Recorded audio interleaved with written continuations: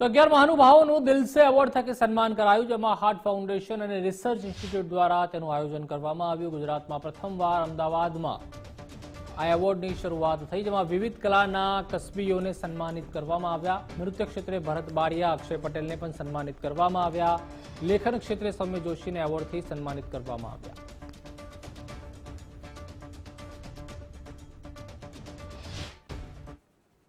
મને એકવાર વિચાર આવ્યો કે આ બધા કલાકારો, નૃત્ય, સંગીત, બીજા બધા ને કોઈ એવોર્ડ નથી મળતો, એટલે મને થયું કે દિલ સે એવોર્ડ એમ કરીને દરેક ક્ષેત્રમાં આપવું। અને આજે 11 વ્યક્તિને સન્માનિત કર્યા।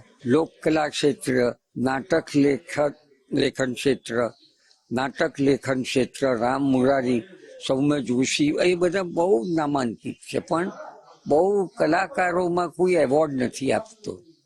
અને મારા એક ફ્રેન્ડે કહ્યું કે આપો તો દિલ સે એવોર્ડ, તમે આર્ટ સ્પેશિયાલિસ્ટ છો, એટલે દિલ સે એવોર્ડની સિરીઝ મેં શરૂ કરી।